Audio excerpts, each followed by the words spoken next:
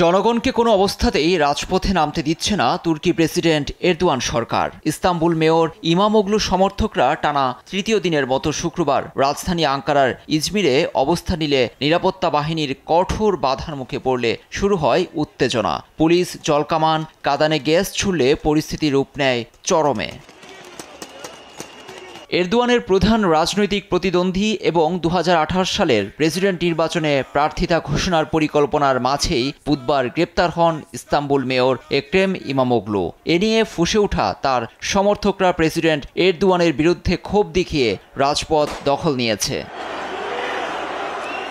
ইমামোগলুর মুক্তিতে আঙ্কারার পাশাপাশি ঐতিহাসিক শহর ইস্তাম্বুলেও বইছে স্লোগানের ঝড়। রাজপথ ছাত্র জনতা দখল নিলে মারমুখী অবস্থানে যায় পুলিশ। এতে এরদোয়ানের বিরুদ্ধে মাথাচাড়া দিচ্ছে ক্ষোভ।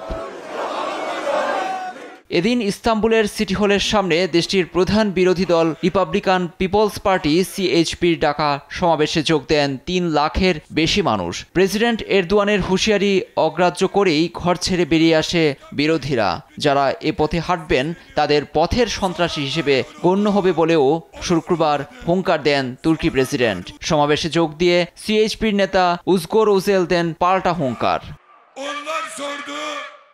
ইস্তানবুল পুলিশ প্রধানকে আবারও বলছি, এ সমাবেশে কোনো কাঁদানে গ্যাস এবং হামলা চালিয়ে পরিস্থিতিকে খারাপের দিকে ঠেলে দেবেন না। ইস্তাম্বুলের মেয়র ইমামোগলুর বিরুদ্ধে দুর্নীতি ও সন্ত্রাসী গোষ্ঠীর সঙ্গে সম্পৃক্ততা আছে এমন অভিযোগে আটক হন। এরপরই 81টি প্রদেশের 32টিতে ছড়িয়ে পড়েছে আন্দোলন। গ্রেপ্তারকে অভ্যুত্থান আখ্যা দিয়েছে তার দল সিএইচপি। অনেকের মতে এরদোয়ান আগামী নির্বাচনে কোনো শক্ত প্রতিদ্বন্দ্বীর মুখোমুখি হতে চাননি বলেই তাকে গ্রেপ্তার করা হয়। তার সমর্থকরা বলছেন, সরকারের এমন কর্মকাণ্ডে ভোটাধিকার ও প্রতিনিধি নির্বাচনের অধিকার চ্যালেঞ্জের মুখে পড়ছে তুরস্ক।